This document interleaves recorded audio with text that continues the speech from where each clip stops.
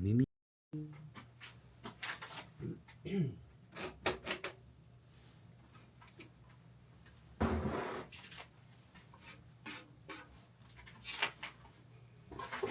My store's covered in poop.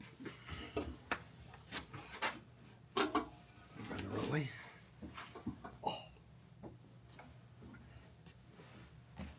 Hello, viewers.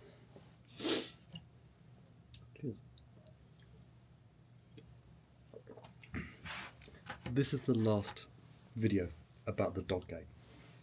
I figured it'd be quite good to do a bit of a debrief.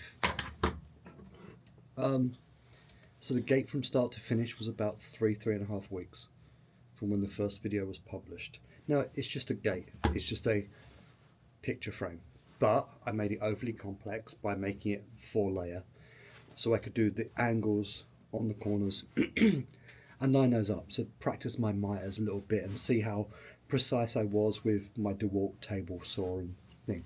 So I made it overly complex. I could have just done it out of walnut or just a single wood, but I wanted to make it a little bit more of a challenge, which I did, and that came with problems. You saw me using my Japanese flush cut saw to cut one of the miters, sand it off and re-glue it because it didn't glue up properly. But that was a learning thing because I rushed. Normally when I do picture frames, I do a corner, and then I join it together and then I spline the corners. For some reason, I rushed it and that made for a bad glue up, so learning experience there. With my wood, which is here, with the large walnut being on the outside, the small walnut being on the inside, when I cut the miters, I cut them the wrong way round with the small walnut at the top. So that went wrong. So the gate's actually 5 inches lower than it should have been. So again, don't rush, take your time, whatever.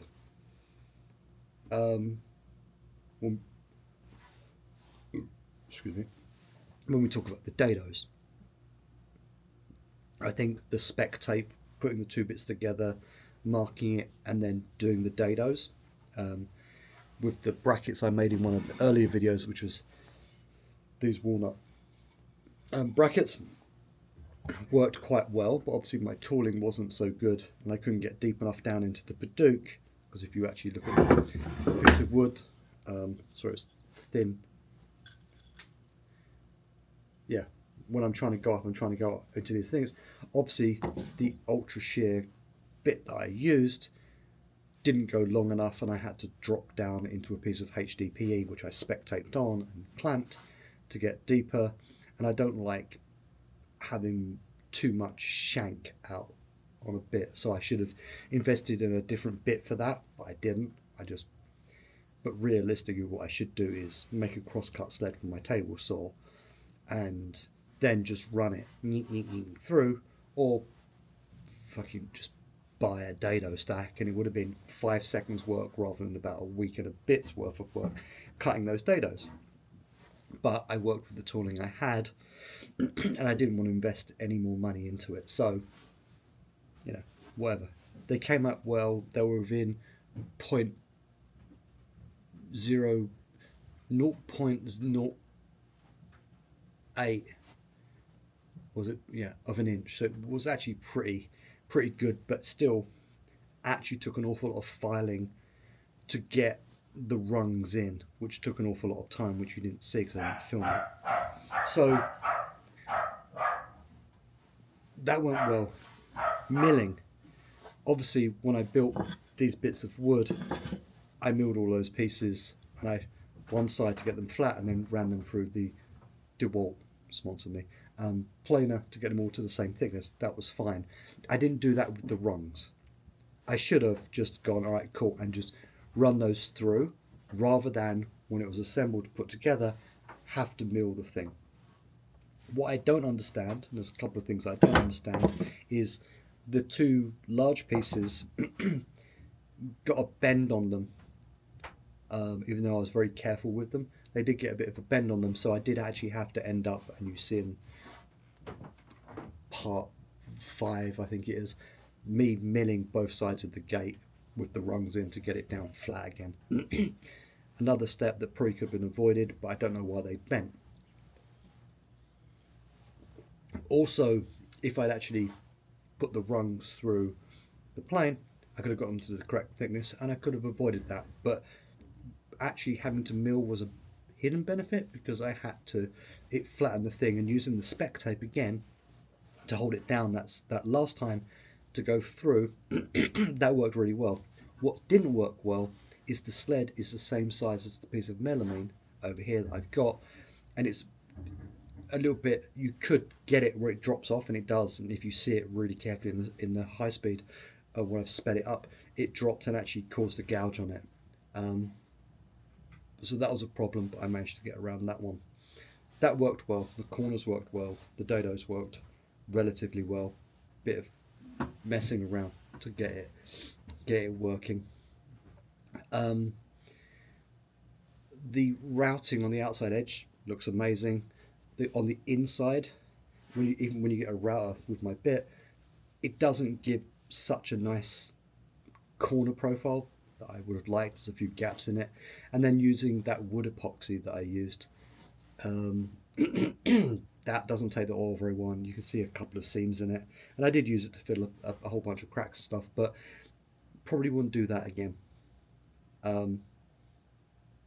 So the bits I don't like, well, what I would have done actually, rather than use that round bit, I would have used a 45, done a round on the outside and 45 to everything else, but it would have given a slightly different look. I wanted to kind of look like a radiator, I guess.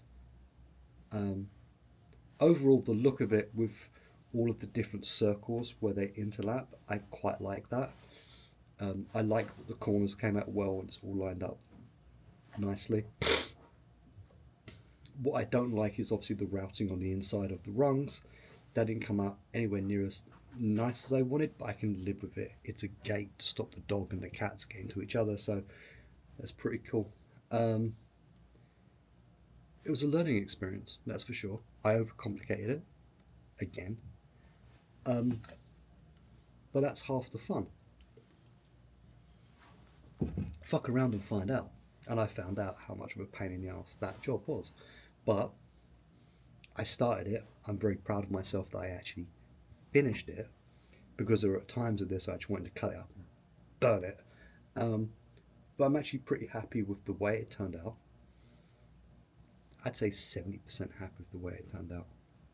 And I'd like to thank all of you that have stuck through 6 episodes of me making a gate. I'd like to thank the people that have subscribed and liked the videos. I know the long form videos are probably a little bit too long, but I am taking a number of days worth of work and condensing it down. I should maybe chop those up a little bit and make them shorter form videos, more like 15 to 30 minutes rather than hour and 15. So, learning process.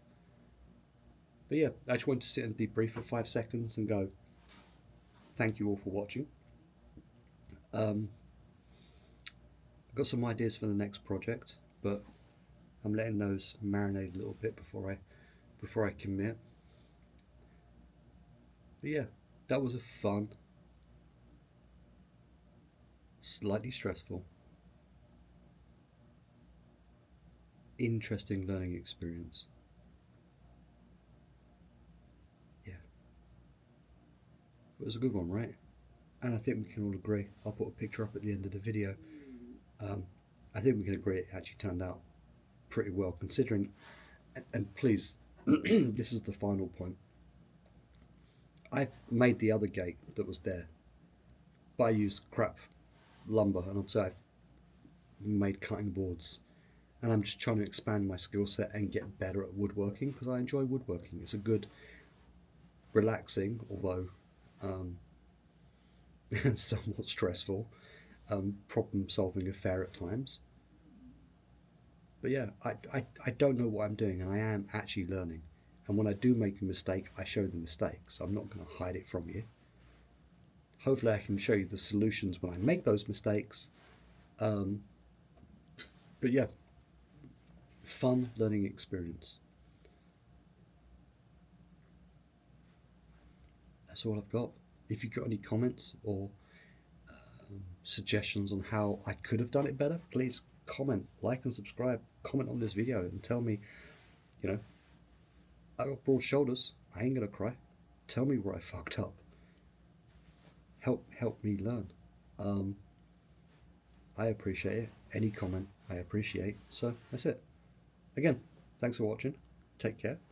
And I'll see you on the next project. Hopefully it won't take as long as this one.